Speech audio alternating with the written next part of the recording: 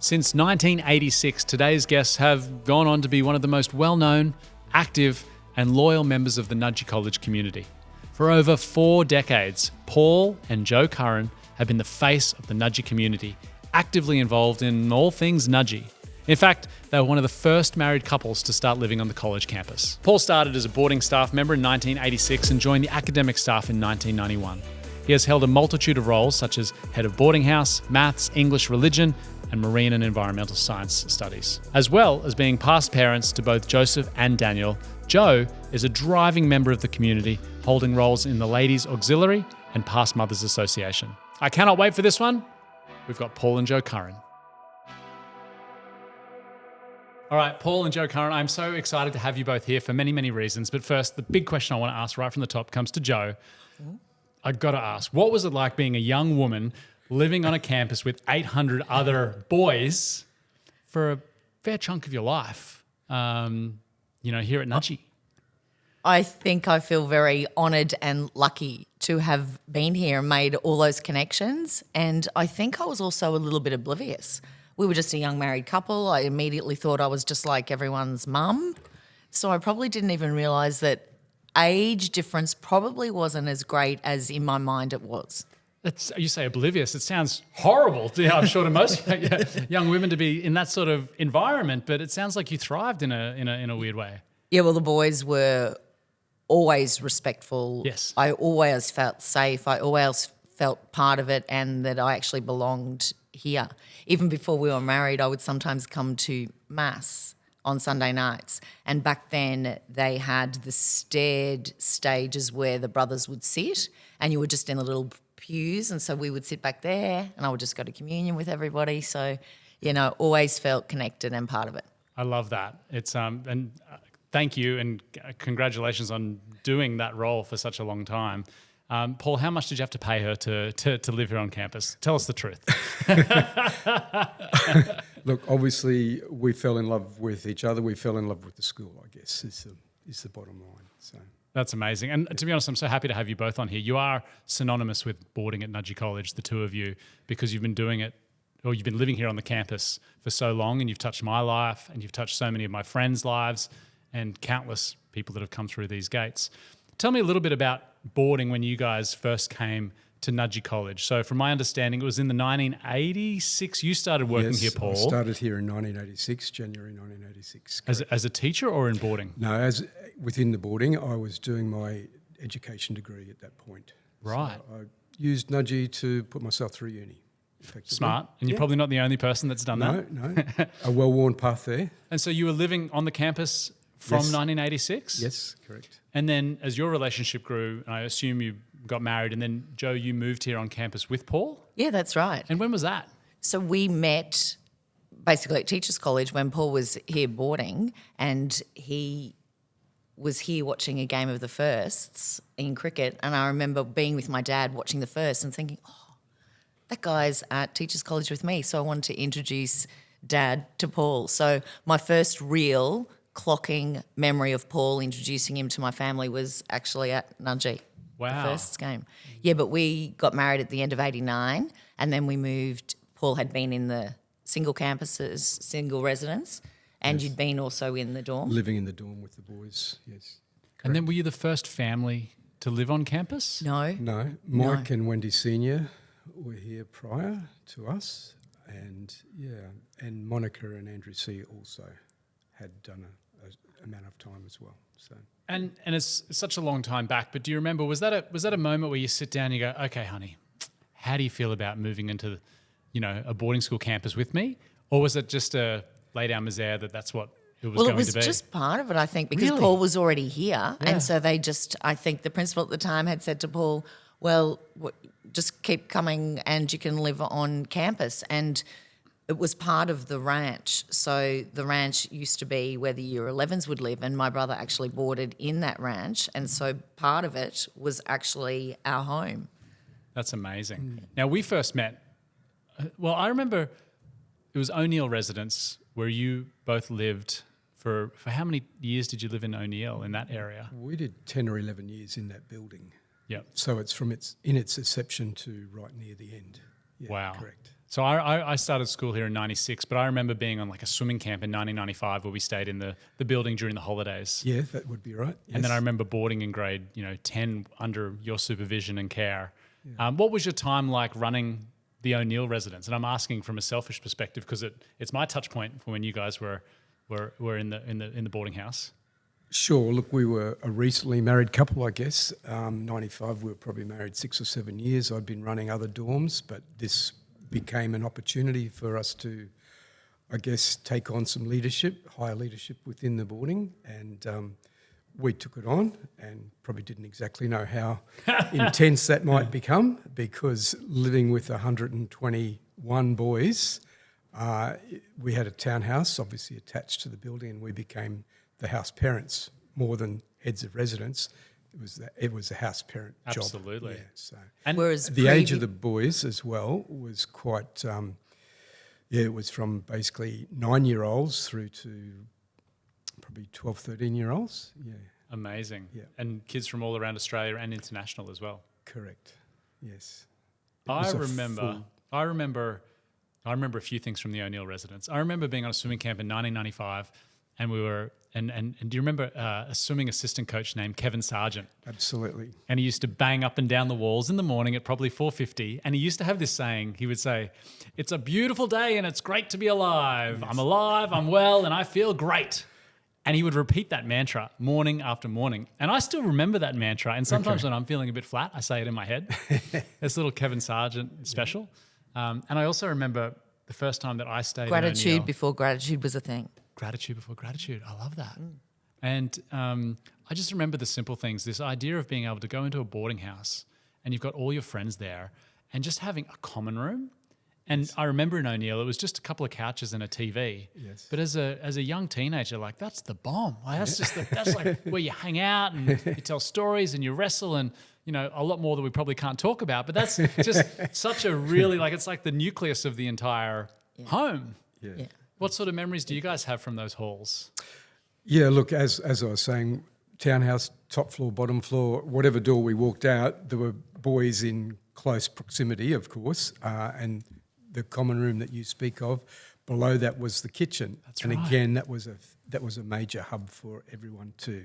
We used to have our breakfast there each morning as a collective group, because we had a kitchen there, as well as a serving area. And look, it was always a hive of activity. There was always a massive buzz within the building itself. So that energised us, I guess, as well. And to paint a picture for those who, weren't there at the time, boarding then was roughly four beds to I suppose a room almost. 4 or 6. Four or six to a bay. There was a couple of areas with 6. Yeah. Yeah, correct. And what's interesting about O'Neill from memory for me is you did have the young kids, but it was almost like, if you imagine in the 90s and early 2000s with the running track and the swimming pool, it was almost like a high performance space where kids of different ages would also a precinct, yeah, exactly, where kids of all different ages would stay in your care because they were close to those sporting facilities. Correct. And it started with the swimmers, because they would literally roll out of bed and they'd be in the swimming pool. We had a few cross-country boys at different times through. So, yes, absolutely. Paul, were you a runner as well, or am I No. imagining that? You're not a runner? Yeah. Yeah, just imagining. No. Although that's one of your fond memories on Places of Nudgee, isn't it? Yeah, I used to go for the odd occasional run through along the old creek line there and through what we used to have the cross-country track. Yep. When you were allowed to run through the bush. Yeah, no, I remember we used to have to do like a 3 and a 5K run through the bush, and I used to hate it. But now as an adult, you're like, oh, what a luxury to go for a nice 3 or 5K stroll, It through was nature. it was a special and quiet place, and very reflective time if you could get the chance to walk that path. Yes. So we spoke to Peter Kropp the other day, and he's one of the few sort of people who've been here for more than 40 years. And you guys are also in that echelon, right? Correct. Do you remember, are there many other people that are still at the college that have been here for that long? Dave Kelly would be approaching that time. Oh, Dave Kelly. Yeah. I remember when I was at school, he was so scary. Everyone was scared of Dave Kelly. And he's the nicest guy you'll ever meet. And I saw him a year ago and I said, I got to tell you, you were horrifying. And it's just so scary when we were here at school, because he was kind of the executioner. Dean of students, yeah. Exactly. Yeah. So, Dave Kelly's been here that long. Almost, yeah. I think so. Almost. So you came in 1986, you came into boarding, but were you also teaching soon after at the school? Soon after that, yes, correct. And what sort of subjects were you teaching? I came in as because I did primary training, I came in as a Year 8 specialist and I taught 2 classes, maths, English, religion for 2 Year 8 classes. So that kept me busy. And what, in your memory from those early days, to both of you in the 90s, compared to now, or let's not even say compared to now, what was boarding like, in those early days here at Nudgee? Well, certainly it was led very much by the Christian Brothers. In those days, we probably would have had 15 Christian Brothers. They were all in leadership roles. And I guess... And living here? And living on site within the building that we are currently in, most of them. Yep. Obviously, all the dorms were run by Christian Brothers as well, and we were, working alongside of them. There was obviously a plan in place, I guess, to start bringing in lay people. I was one of probably 15 lay staff working in boarding in those days. It progressed to, people like myself then running dormitories. It was a structured environment of letting go from the Christian Brothers, I believe. They brought in obviously a number of families in the mid-90s, effectively. So, yeah. And then, Jo, as you guys set in and got your feet in the ground and really became a part of the Nudgee community and a big part of the boarding community, we talked about the Christian Brothers, but my understanding is that families, and you mentioned families before, Paul, but the families of these kids, if boarding used to be a place where you send your kids, it sort of has developed to more of the families are still a very big part of their experience here at the school. What was your connection like with the families of all the kids that were living under your care? And were you able to build those relationships? Well, I think Paul is really good at that. And I always have seen myself, because when we first moved on campus and we were separate to the buildings, I wasn't probably as much part of it other than meeting all the families that were within boarding, becoming friendly and also coming to Mass. Yep. Whereas when O'Neill came along, I actually was living right there. It was kind of like a necessity because it was such a busy place. There were so many children, so many boys, that it was necessary to just jump in and be part of it all. So that's kind of how it evolved. And just to see the connection that the boys had with their families, and we, mainly Paul, but could be an extension of that.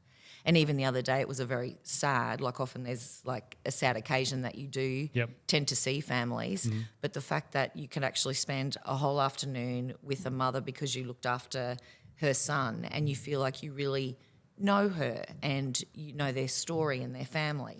And I think that's something that boarding is quite unique in being able to develop. Oh, absolutely. And I always say some of my closest connections are from school, and often they are friends from the boarding house, because it's such a shared experience in what seems like a long time, but we now know as adults that really 5 years is a drop in the ocean. But it's such an intense experience that you really do create friendships that can last for life. And they're very formative years for the boys. Exactly. They are, aren't they?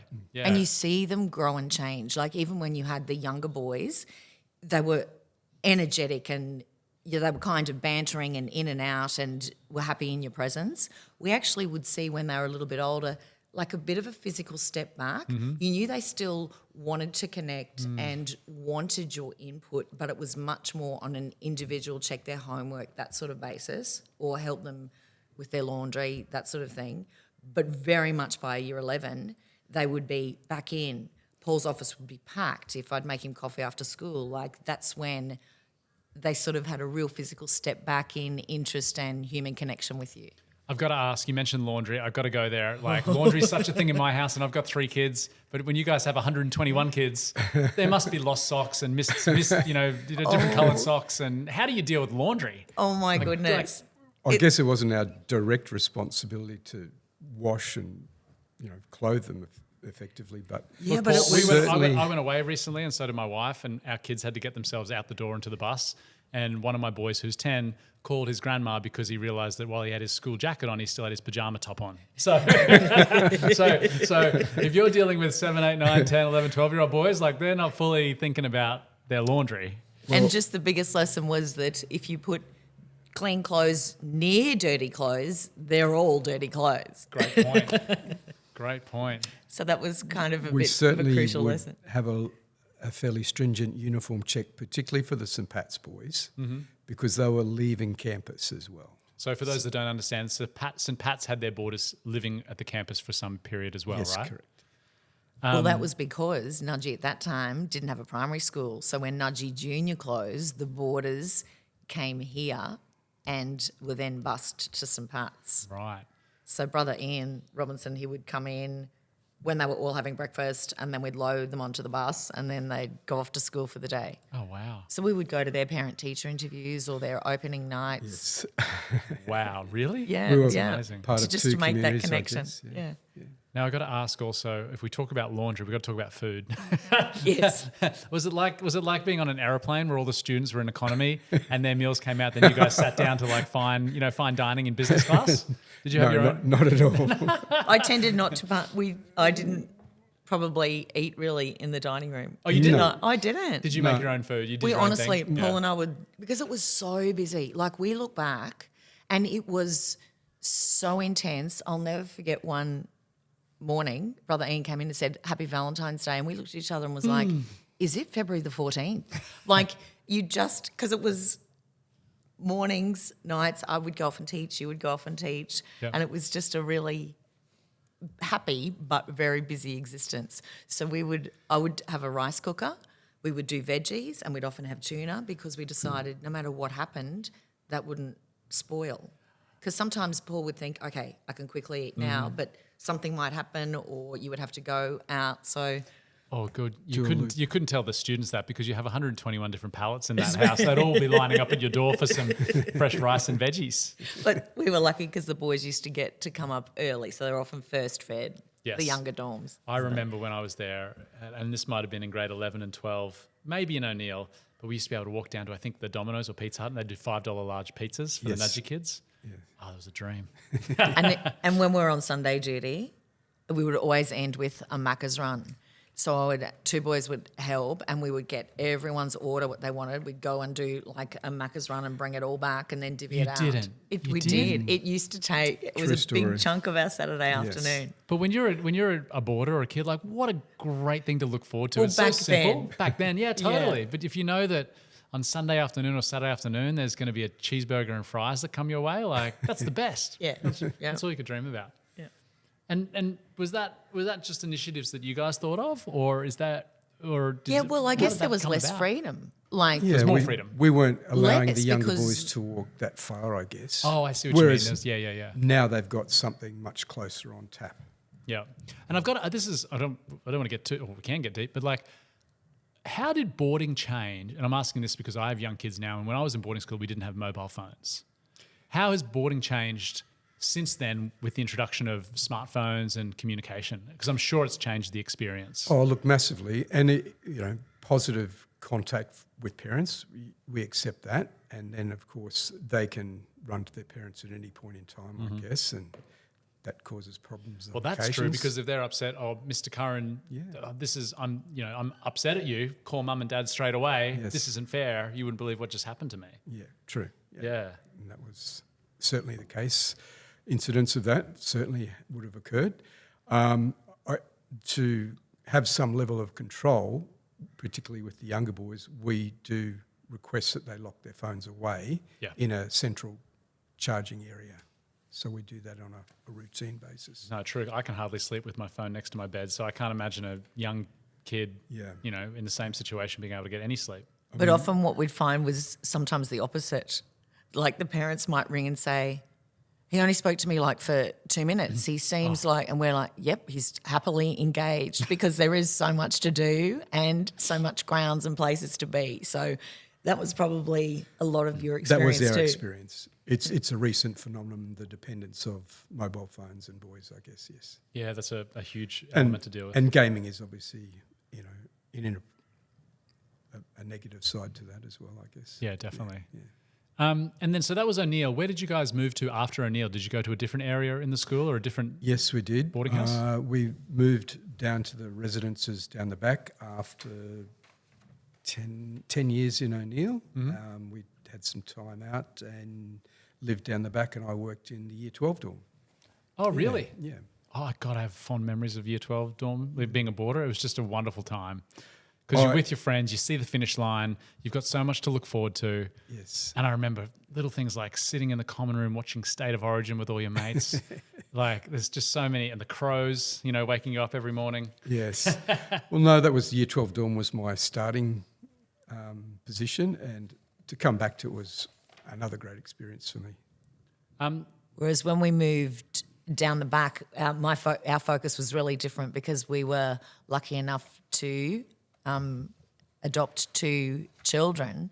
And so from that time in my mind, we the baby, Joseph, and I would only come in when Paul was on duty in the weekends, and we had built a home. So That's amazing. we lived off campus. So I probably only had that O'Neill time where I was part of the boys' actual community, but the boarding community families themselves living on campus, even Paul mentioned before, Mike and Wendy Senior, they're actually godparents to our eldest child. So tell us a little bit about your children, because, you know, when I knew you guys, you didn't have them yet, but I'm sure there's a lot of listeners who are curious to know, you have a family? Yeah, we do. We're very, very blessed to have Joseph and Daniel. So Joseph's now 21, Daniel's 19, and we adopted them from South Korea. And we even remember the night that we were actually told the boys in the dorm.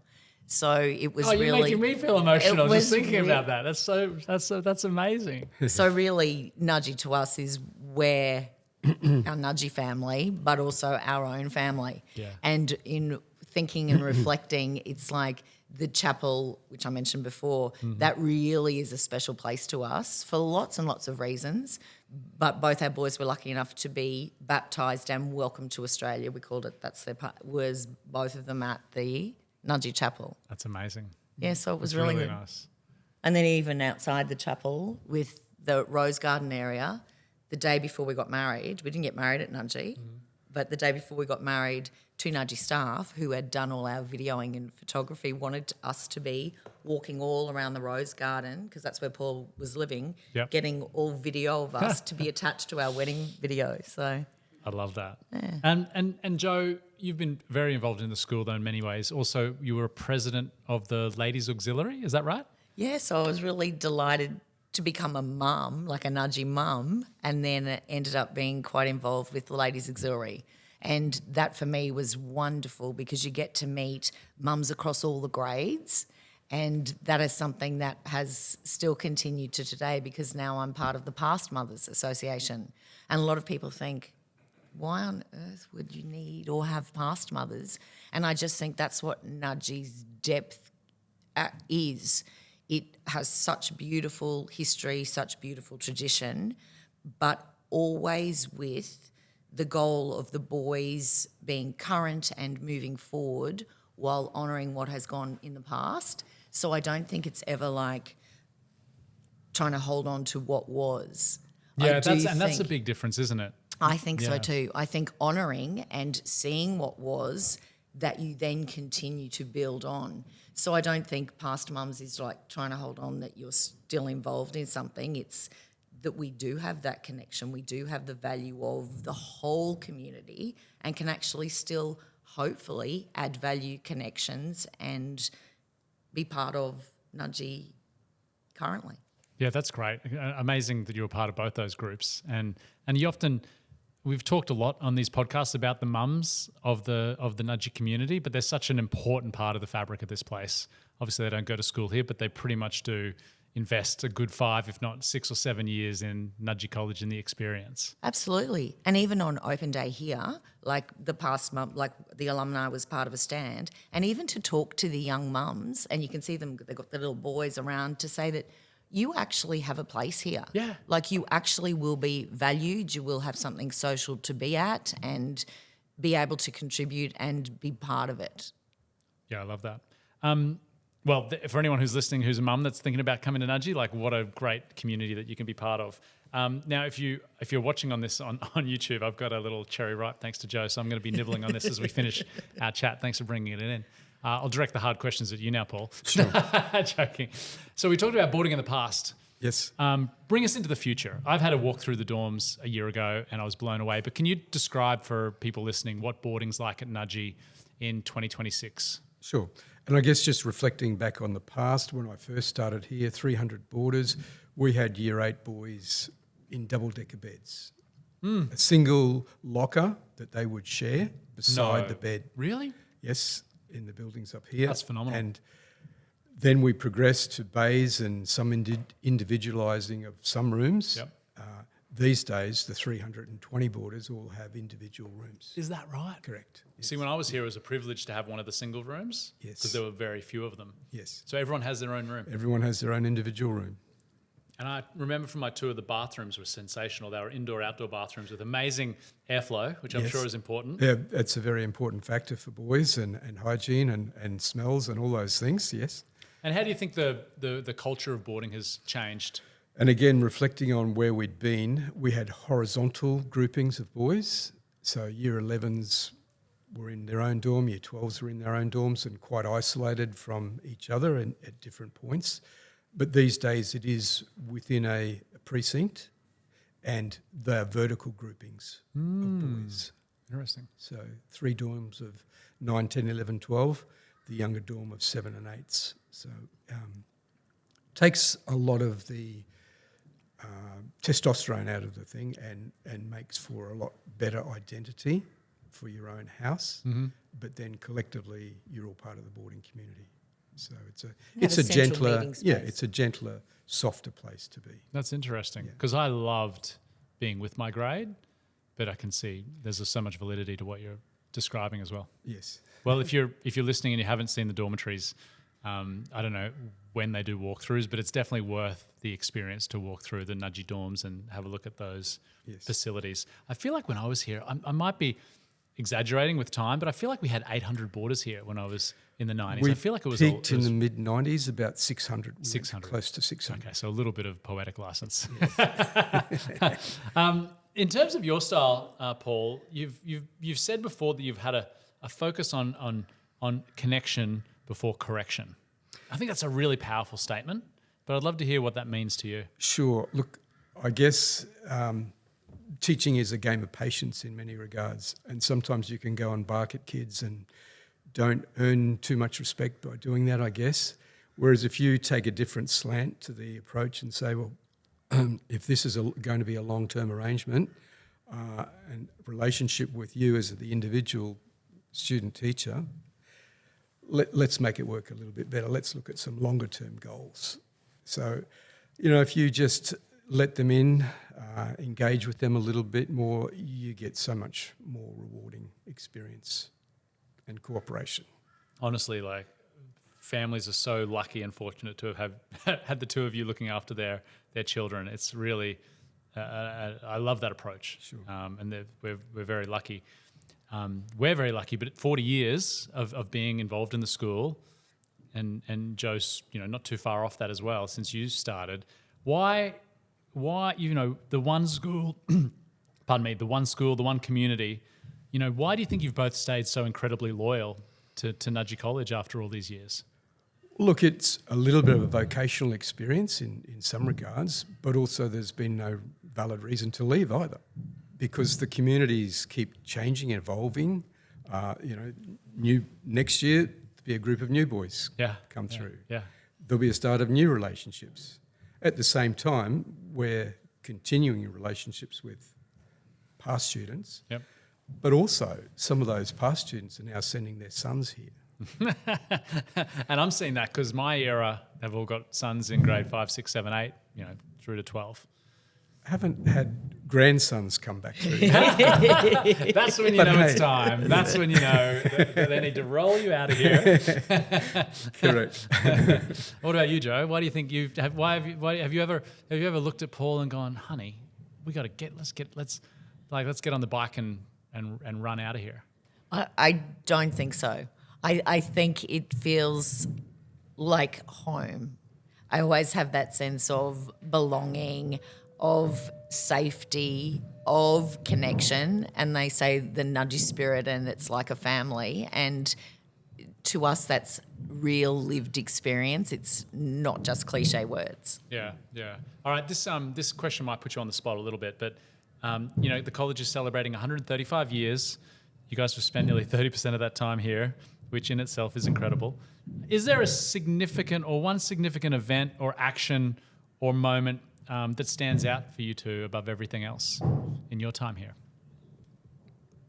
I have a few. Ooh, fire away. I have many, but I just... What comes to mind? Well, it's probably to do with our own sons. Like I mentioned before, like both their baptisms here with so many Nudgee families and friends. Also the rites of passage. Like when Joseph finished year 12, the way Nudgee do all their inductions and all their rites of passage is really second to none. So from their rose garden, tunnelling down to have an assembly. Absolutely. Yeah, to their final valedictorian mass, even though that has looked different over the years, I still think Nudgee, the way they pivot and adapt and still maintain the traditions is really beautiful. Yeah, certainly I would have said something very similar. The exiting process that they do for the Year 12s and the celebrations that they offer them is outstanding and steeped in traditions as well.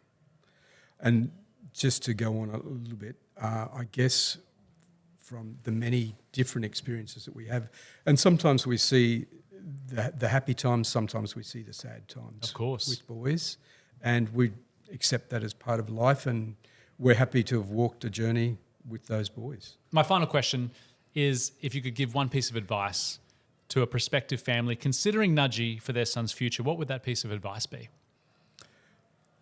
Look, I actually do work in the enrolment department in some context, and I do a lot of the tours at the school, and I applaud the people that want to step on campus to start with. I say, get a feel for the place. I'll walk them around for an hour, maybe more than an hour sometimes, and just soak it up, the atmosphere that's here, feel the spirit that's from within.